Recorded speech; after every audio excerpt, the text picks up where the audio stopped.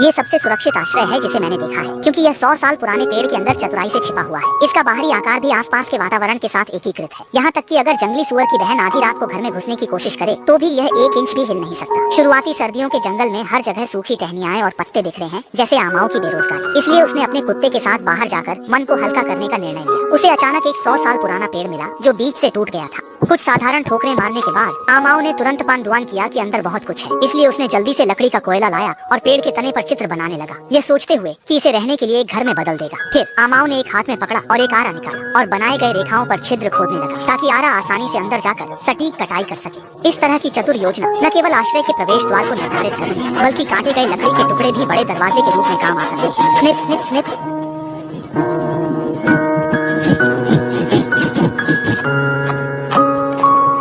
जब उसने भारी लकड़ी के टुकड़ों को उठाया तो अंदर की स्थिति आमाओं की कल्पना के अनुसार थी। लकड़ियों को साफ करना था, दरवाजा काटा जा सकता था जिससे भूमिगत आश्रय विकसित हो सके। मिट्टी के कारण खुदाई आसान थी, जड़ें मोटी थीं, जिससे परेशानी हुई। इन जड़ों को साफ करने में समय लगा। ये लड़का कारीगर है और उसने प्रयास से गड्ढा खोद लिया। इसमें एक कमरा होगा जो उसे और उसके कुत्ते को रहने के लिए पर्याप्त होगा। चूल्हे की जगह तय कर दी। इन उलझी हुई पेड़ की जड़ों को साफ करने में बहुत समय और ऊर्जा खर्च हुई।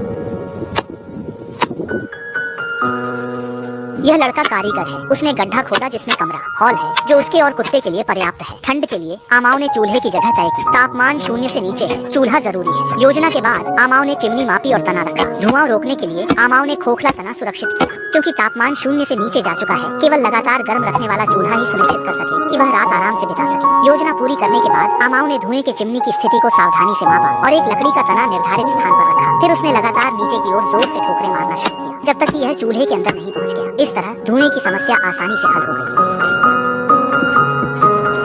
धुएं को अंदर आने से रोकने के लिए आमाओं ने एक खोखले पेड़ के तने को खोजा जो चिमनी के विस्तार के लिए एकदम सही था। वह सावधानी से चिंतित था कि लकड़ी जल न जाए, इसलिए उसने कुछ सूखी घास इकट्ठा की और उसे मिट्टी के साथ मिलाकर एक चिपचिपा मिश्रण बनाया। फिर उसने लकड़ी के तने के अंदर और बाहर इसे अच्छी तरह से लगाया, ताकि यह उच्च तापमान की परीक्षा को सहन कर सके।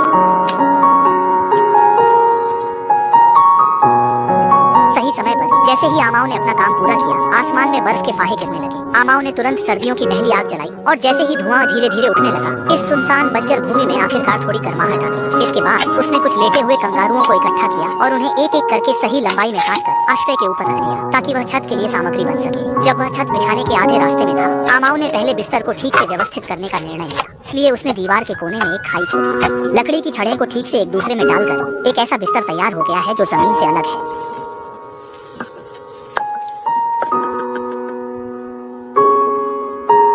छोटी सी आराम के बाद आमाओं ने छत बनाने का काम जारी रखा। लकड़ी के बीच की दरारों को मिट्टी से भरा गया